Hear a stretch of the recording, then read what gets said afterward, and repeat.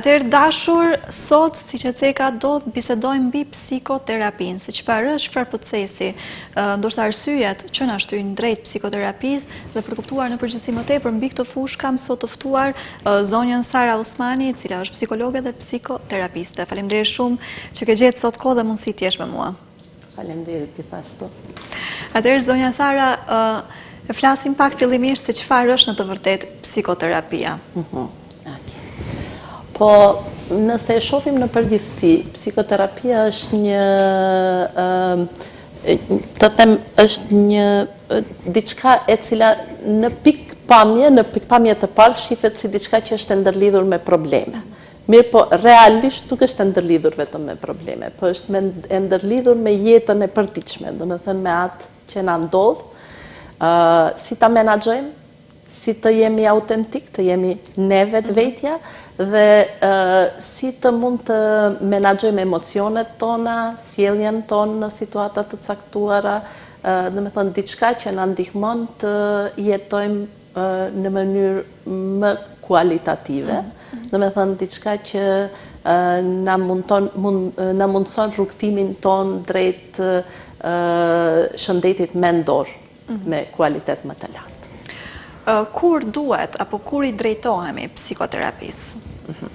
Po, ashtu si që thash në fillim, jo gjithmonë vetëm shumicën e rasteve drejtohemi kur kemi ndonjë situatë sfiduese, të them më shumë. Nuk do të kisha përdor fjalën problem, edhe pse shpesh ndërlidhet me fjalën problem, por është e këshillueshme të përdoret në situata kur kemi sfida, të përdoret në jetën e përditshme, kur duhet të sjellim ndonjë vendim të rëndësishëm për jetën tonë, për diçka që na duhet për më tutje, si edhe në situata kur ndoshta na duhet ndonjë ndihmë profesionale, për atë se si ta menaxhojmë një situatë konkrete apo një emocion që na paraqitet në lidhje me ndonjë ngjarje ose situatë konkrete që na ndodh. Do të thonë, qoftë një vendim që dua ta marr në jetë, në çfarëdo lloj aspekti, fushë, po ashtu nëse më ka ndodhur një ngjarje apo thjesht nëse dua të flas me dikë, mundet po të bisedoj me dikë. Po atëherë ndoshta për të gjithë që po na ndjekin, se shpesh edhe e kemi ndëgjuar si sinonim edhe së dia është sakt them, po edhe e përafërt me psikologjinë apo këshillimin. Ne sqarojmë pak ndoshta dallimi atëherë dhe sepse nuk janë e njëjta gjë në fund të fundit apo jo. Janë të përafërta, por në fakt unë jam psikologe me profesion, po mundesha të jem edhe mjeke ose psikiatre ose të jem ndonjë të mire me edukim special ose me diçka që na duhet në jetën profesionale dhe të jem pastaj psikoterapiste. Ka disa rregulla si mund të jemi psikoterapiste dhe të punojmë me dikë. Por më plastike ndoshta është dallimi mes psikoterapisë dhe këshillimit. Këshillimi është diçka kur kemi ndonjë situatë, na duhet ndonjë mendim, sidomos përdoret nëpër shkolla, nëpër institucione ku kemi ndonjë situatë konkrete dhe na duhet ndonjë këshill se cilën rrugë si ta marrim. Edhe ne zakonisht, unë për shembull në fazën e parë kur edukohesha për të bërë psikoterapiste, kishim një fazë ku kishim mundësi dhe të drejtë të jemi vetëm këshillues të psikoterapisë. Por me kalimin e kohës, kalon një stadium më të lartë, të them, në një mënyrë është psikoterapia ku jemi me klientin bashkë ose me personin që vjen kërkon ndihmë, në rrugtimin për të gjetë zgjidhjen më të mirë që është më adekuate për klientin. Edhe kjo është në fakt edhe psikoterapia me të cilën unë mirem, dhe quhet Gestalt psikoterapi, e cila në fakt punon me klientin bashkarisht të vim deri ke rruga më e drejtë dhe më adekuate për mua. Dhe me thënë për mua, kur them për personin i cili kërkon ndihmë. Dhe me thënë, këshillimi mund të jetë pjesë e psikoterapisë, ku kohë pas kohë ne ashtu e quajmë si psikoedukim, mund të jap si është sipas pjesës shkencore, por nuk insistojmë që klienti ose personi i cili kërkon ndihmë t'i zbaton ato metoda nëse nuk ndjehet rahat, nëse nuk ndjehet i rahatshëm në Në ato zgjedhje, po, në ato vendime, po. Prandaj edhe zakonisht në psikoterapi fillojmë me procesin e eksplorimit. Domethënë njerë eksplorojmë çka është duke ndodhur kjo. Ku jam? Çka është ajo që më bën të ndjem kështu ose ashtu? Po pastaj fillojmë të fusim edhe metoda kombaskohen ndoshta këshillimi, por sa më pak, për shkak se qëllimi është klienti të vjen deri ke ajo që i duhet. Por ka momente kur edhe klienti vet ka nevojë për ndonjë këshill dhe mund të futet si një ndihmë në procesin e tejkalimit të situatës. Si është, le të themi, një proces apo funksionimi i psikoterapisë? Qoftë, flasim psikoterapisë në përgjithësi, po edhe gestalt terapisë me cilën ju vetë punoni. Ka më shumë dega, ashtu si që thamë. Unë personalisht për vete mundohem të sa më shumë të hulumtoj edhe në degët tjera, sepse kombas kohë kemi nevojë edhe të inkuadrojmë edhe ndonjë degë tjetër. Po konkretisht gestalt terapia bazohet në pjesën, në fakt një person e shef si një tërësi. Si një tërësi që ekziston në një tërësi më të madhe. Dhe me thënë, unë jam ky person në këtë tërësi. Kjo që më ndodh mua mund të ketë ndonjë element, një moment që e ka zgjuar ndonjë emocion ke unë, ose ndonjë ndjesi, ose ndonjë reakcion timin. Por ai reakcion varet prej tërësisë time. Prandaj me klientin punojmë, sidomos në gestalt terapi punojmë me faktikisht e përdorim fjalin unë dhe tash dhe këtu. Do të thënë me atë që më ndodh tani, po, gjendjen momentale. Çka është ajo që mua më bën të ndjem kështu ose ashtu? Mund të jetë një situatë që ka ndodhur para 2 javëve, mund të jetë një situatë që ka ndodhur para 2 vjetëve, por në mënyrë konstante më bën të ndjem jo rahat. Dhe punojmë me ajo që momentalisht paraqitet si figurë. Kur ajo që paraqitet si figurë e hulumtojmë, do të thënë e eksplorojmë bashkë me klientin, me atë që shumicën e rasteve them e eksplorojmë aq sa lejon klienti, do të thënë mundohemi të respektojmë maksimalisht kufit e klientit. Do të thënë deri këtu dua ta eksploroj sot. Nesër ndoshta e kaloj një kufi tjetër. Pasi e eksplorojmë, veç hapemi kur e zbuloj ku jam. Do të thënë e zbulon klientin në cilin pozicion është tash. Dhe në atë mënyrë fillon të hapet për hapa të reja dhe mundësi të reja. Do të thënë provojmë. Kemi për shembull disa teknika që i kemi ta provoj unë nëse veproj kështu, çka do të ndodhe? Nëse flas kështu, çka do të ndodhe? Nëse e them kët, çka do të ndodhe? Vetëm ta ndjej atë momentin, edhe çka është ajo që ndodh ke unë, cila është ajo droje ose Këto, le të themi, e bëjnë konsultim me veten apo me ju? Bashk. Atë udhtim e bëjmë bashk me klientin. Do të thënë bashkarisht me klientin kalojmë në për pasi e eksplorojmë situatën. E shohim ku jemi, që s'do të thotë se komplet e kemi zbuluar ku jemi. Do të thënë brim deri në një fazë ku dim pak ku jemi, që të mundem të lëvizi prej një vendi në një vend tjetër duhet ta di ku jam. Kur e di ku jam, atë lëvizjen e kam më të lehtë në vendin tjetër. Dhe eksplorimin e metodave të mundshme, çka mund të provoj, çka është për mua më adekuate, e bëjmë bashkarisht. E bëjmë në një atmosferë të them, ne i themi zakonisht e përdorim fjalën eksperimentale, sikur provoj kështu, provoj ashtu. Kjo shkon, kjo nuk shkon. Kët kur e bëj ndjem kështu, kët kur e bëj ndjem ashtu. Dhe në atë mënyrë shohim edhe deri ku i kam kufit, deri ku jam tolerante, cilën nivel të ndjenjave mund ta përballoj, të cilën nuk mund ta përballoj, po edhe ushtrojmë edhe përballimin e tyre. Do të thënë provojmë pak edhe një lloj të them, nuk do ta kisha përdor fjalën presion, po një lloj nxitje. Po nxitje, ndoshta shtyrie limitesh, të shohim dalje nga komfort zona për shkak po, gjë që është shumë e rëndësishme. Edhe ne gjërsa po flisim edhe pas kamerave, më thatë se dhe tani përmendet që mundoni në maksimum ta respektoni kufit e klientit. Dhe më thatë që ndoshta edhe është fjala kur kemi me të bëjmë ndonjë ngjarje ose situatë, ka mundësi që klienti edhe të mos e shpjegoj fare situatën, por më rëndësi është për ju të punoni në emocionet që i janë shkaktuar atij apo jo. Po, emocionet, reakcionet, pse bash në atë situatë reagoj në atë mënyrë, çka është ajo që e provokon reakcionin e klientit në atë situatë. Dhe zakonisht, kur vjen ndonjë moment i vetdijes, mund të jetë ndonjë situatë ndoshta për dikë tjetër shumë lehtë e ndashme të them, ta mund ta ndaj me dikë tjetër.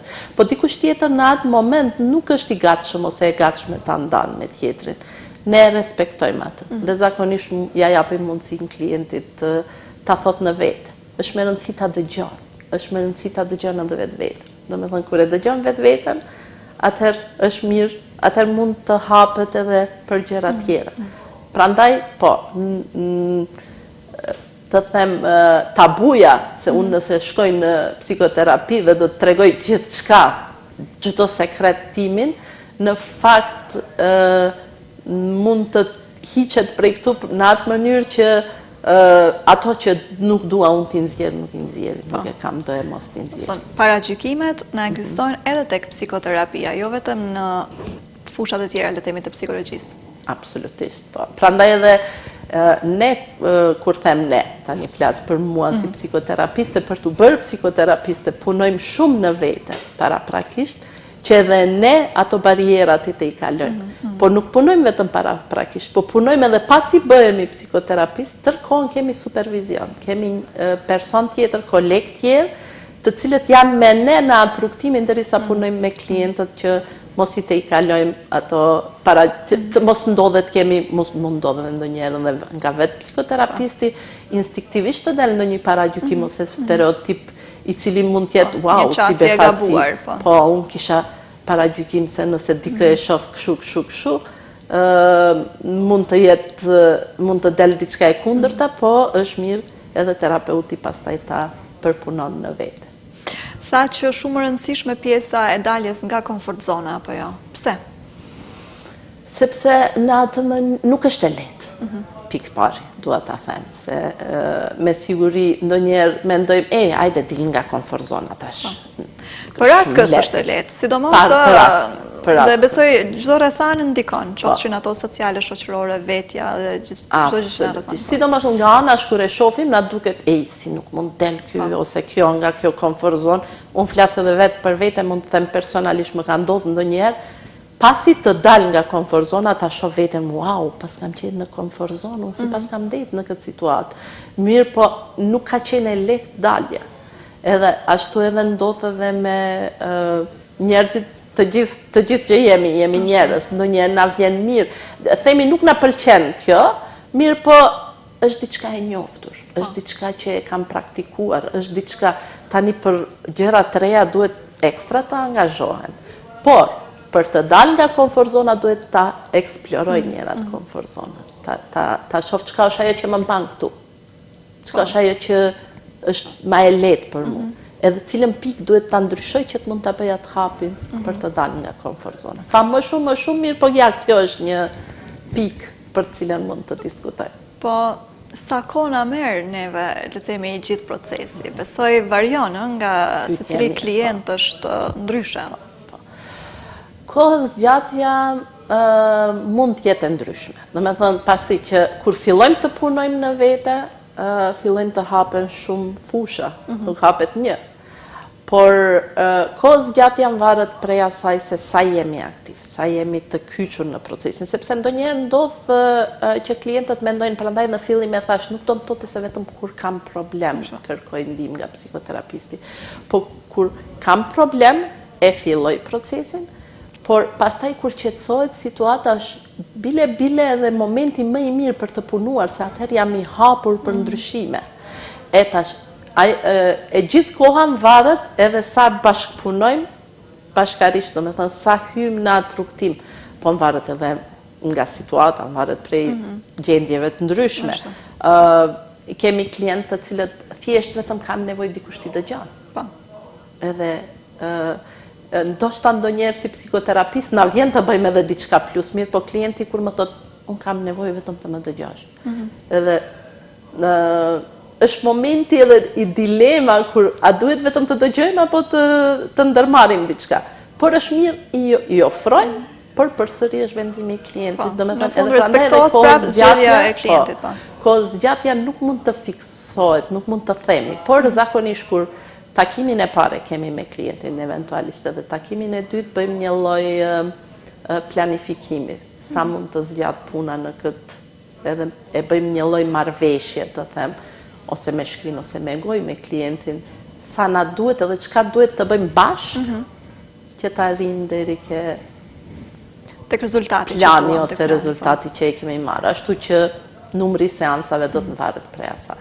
Ndodh që vi për shembull për një rast ose një nevojë, por që kalojmë edhe në pjesë të tjera, ndoshta rrugës shfaqen arsye të tjera, nevoja të tjera, apo thjesht dëshira për të vazhduar, për të eksploruar më tepër mbi veten. Ndodh. Po. Absolutisht ndodh dhe bile, sepse ashtu siç thash, gestalti e shef personin si një tërësi. Domethënë nuk mund një problem i veçantë të jetë i ndarë prej krejt gjërave tjera që na ndodhin në jetë. Prandaj është gjithçka e ndërlidhur. Edhe zakonisht në gestalt themi klienti hapet sikur ajo lëvorja e qepës. Domethënë që të mbrim ke bërthama, duhet ta shtjellojmë flet pas flet, nga dal, pa e dëmtuar shtresa, pa e dëmtuar çdo shtresë. Domethënë ta hapim me kujdes, pa e dëmtuar çdo shtresë. Ashtu që shtresa e parë do sjellë edhe shtresa tjera mbas kohë. Çfarë metoda, flasim pak mbi moshën, është e qasshme dhe e këshillueshme për të gjitha moshat? Po. Konkretisht, unë jam e fokusuar pak më tepër, por punoj me të gjitha grup moshat, por punoj më shumë me fëmijë, me prindërit e tyre dhe me të rinj.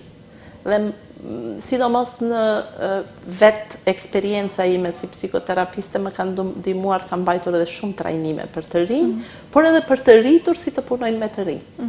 Edhe ke të rriturit në një mënyrë shkojmë me atë pjesën e si konsulent, domethënë tregojmë cilat janë hapat më të mira, edhe cila është të them ajo që pason pas një reakcioni tim të këtill ose të atill me ndonjë fëmijë, por me të rinj punojmë më shumë me aktivitete, me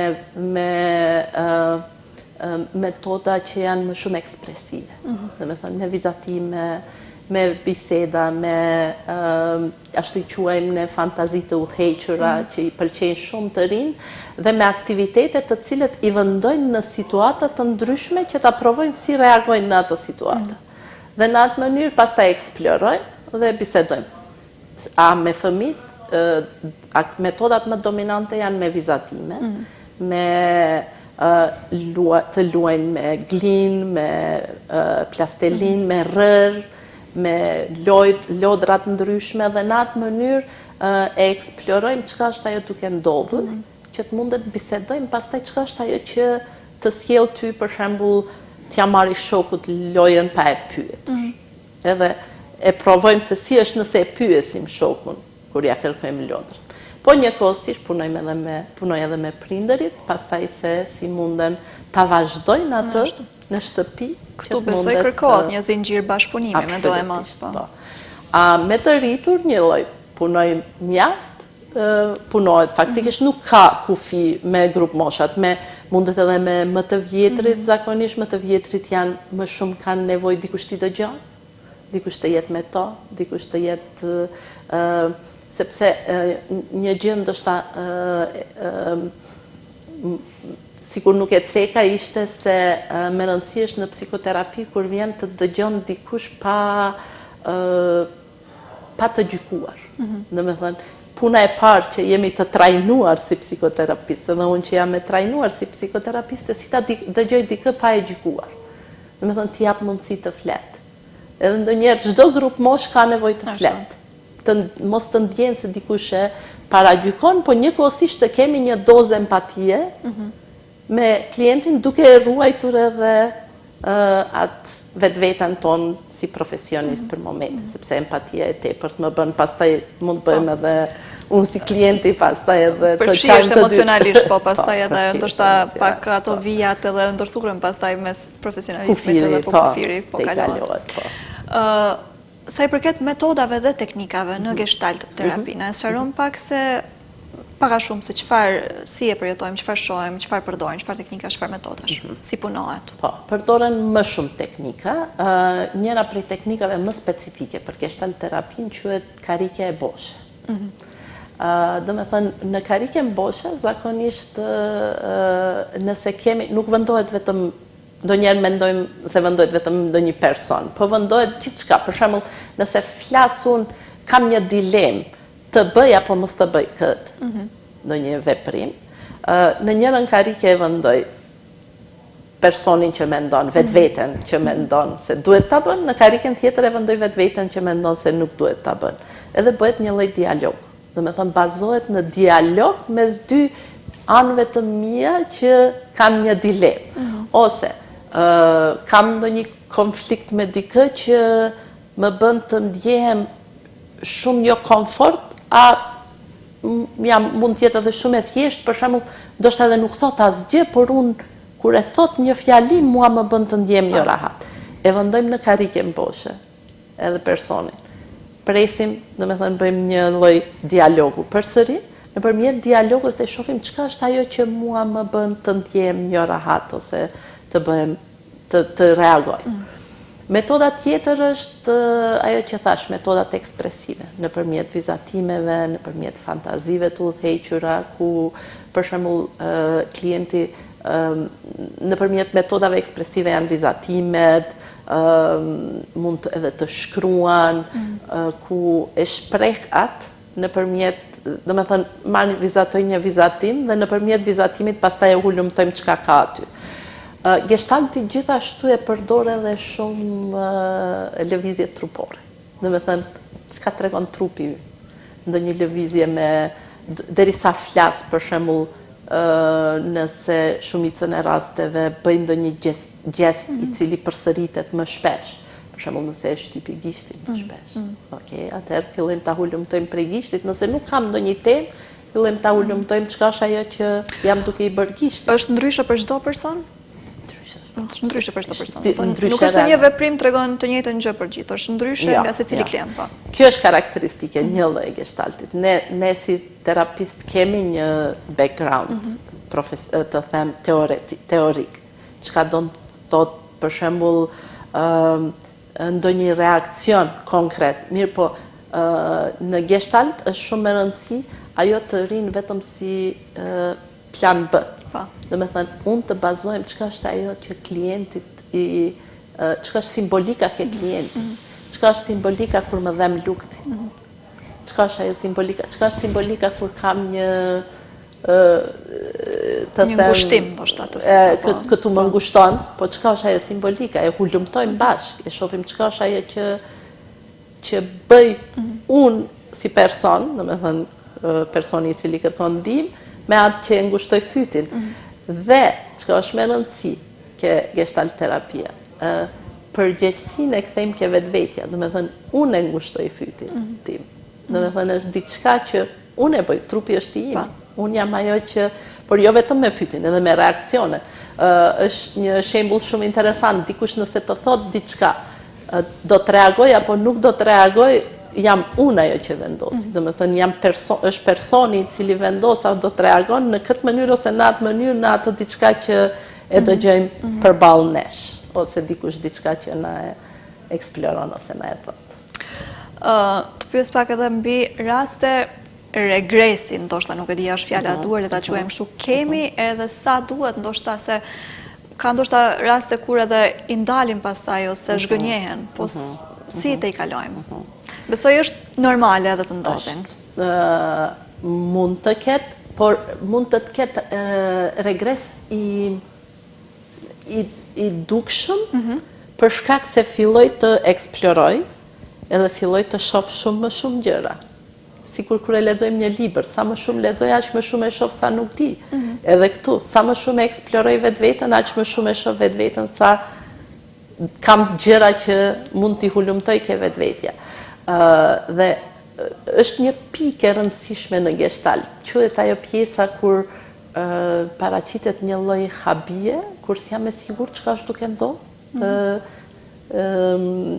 Një konfuzitet, një confusion, anglisht i thonë. Një konfuzion. Një konfuzion, momenti kur paraqitet konfuzioni fillojnë të vinë disa valë të cilët na thojnë se është diçka që është duke ndodhur dhe atë moment është shumë e rëndësishme ne si terapista të jemi me klientin bashkë ta përkrahim, sepse nuk është i lehtë ai konfuzioni, se paraqitet një mos përputhshmëri me atë që unë e mendoj ndoshta për veten ose për dikë tjetër, me atë që jam duke e pa tani. Edhe është një moment konflikti me vetveten ku mund ta quajmë, nuk është gjithmonë konflikt, dhe mund ndodhe atëherë klienti të tërhiqet, mund të ndodhe. Dhe është momenti kritik ku mësojmë të ndryshojmë. Fillojmë të ndryshojmë dhe sa jam i të gatshëm ajo që the, të dalim nga komfort zona. Momenti kur dalim nga ai kufiri komfort zonës është ai momenti kur filloj ti shoh pikat e mia, ti liroj ose ti mbylli më shumë. Si e inkurajojmë gjithsesi klientin të vazhdoj tutje, apo kur e prek këtë pikën kyçe? Apo të është ajo lidhja që kemi jemi me to. Është me rëndësi paraprakisht, domethënë të jemi me to, të ndjem besim ke terapeuti, terapisti, të ndjehet i sigurt në atë fushë dhe duke eksperimentuar, duke provuar. Nëse ka nevojë 5 herë do ta provojmë. Çka është ajo që më bën të ndjem kështu? Çka është ajo që e rëndësishme besoj edhe lidhja apo jo mes klientit dhe terapistit, domethënë ajo komfort zone. Mendoj rahatia edhe tek vetë terapisti, besimi që kanë lidhja që ushqejnë. Absolutisht, absolutisht, por duhet të jetë profesionale. Absolutisht profesionale. Për shkak se ka disa momente ku duam s'duam mund të them kufiri mund të hollohet, të them pak. Natyra njerëzore. Ne si terapista ne kërkojmë ekstra ndihmë. Ne kërkojmë ndihmë nga supervizionet, kolegët tanë, të cilët pastaj themi, në këtë mënyrë, në këtë situatë më ndodhi sikur desha t'i ndihmoj ta nxjerri prej aty. Sikur unë duheshte ta kapi ta nxjerri prej situatës ku është. Edhe kërkojmë ndihmë në atë aspektin çka është ajo që mua më bëri të ndihmoj klientit të del prej aty. Dhe nëse unë e përpunoj atë, atëherë do jem edhe më e gatshme të punoj me klientin tim në të ardhmen, të jem profesionale përsëri, të kthehem në pjesën profesionale. Një bisedë shumë e këndshme, po informohemi shumë, po mësojmë shumë, por fatkeqësisht po i afrohemi fundit të bisedës, por dua të di edhe si ti inkurajojmë, si do i inkurajoje gjithë që të heqim ndoshta paragjykime që kemi mbi psikoterapinë dhe kushto që ka nevojë apo thjesht e ndjen veten që ka nevojë të shprehë apo të flasë me dikë, ti drejtohet psikoterapisë. Po, unë do t'i kisha inkurajuar të gjithë, edhe të rinjt, edhe prindërit, edhe moshat më të shtyra, se shpesh i harrojmë si, ndoshta edhe ata kanë ato nevojat e veta dhe nevojën për t'u ndëgjuar. Është mirë të kërkojmë ndihmë profesionale në ndonjë rrugtim, çfarë do rrugtimi qoftë. Domethënë, po, kemi edhe miqtë tanë që na ndihmojnë, por ndihma profesionale ka një ngjyrë më tjetër, të them, i ka disa elemente tjera të cilët na ndihmon të them pa këshillime, pa paragjykime, pa gjykime të i kalojmë ndonjë situatë dhe të shkojmë. Është mirë të kërkohet ndihmë, është mirë të, ndoshta nuk është aq edhe lehtë të gjendet, pak më parë edhe biseduam, të gjendet personi i cili mund të kemi besim, sikur, por besoj që çdo profesionist, sepse ne garantojmë me pjesën tonë, me certifikatën që e marrim, me diplomën që e marrim, garantojmë siguri ke klienti, garantojmë se gjithçka që flitet aty do mbese aty, nuk të del jashtë dhe që klienti të ndihet më i sigurt në atë që e kërkon. Prandaj sugjeroj dhe apeloj që të kërkohet ndihmë, të kërkohet ndihmë sa herë që e ndjejmë veten se diçka nuk shkon, është mirë të orientohemi te dikush që mund të na ndihmon edhe të lidhemi me dikë që mund të na ndihmon më të tjerë. Unë falenderoj shumë që gjete kohë dhe mundësi tjerë sot me mua, vërtet shumë kënaqësi që të kisha në emision, e uroj ritakohemi për të tjera tema kaq me vlerë dhe kaq informuese. Të falenderoj shumë ndonjëherë. Faleminderit edhe. E dashur, erdhi koha t'ju përshëndes unë edhe për sot, duke ju uruar një ditë sa më të këndshme, ne shihemi sërish të mërkurën në të njëjtën kohë. Mirëmbëjtje.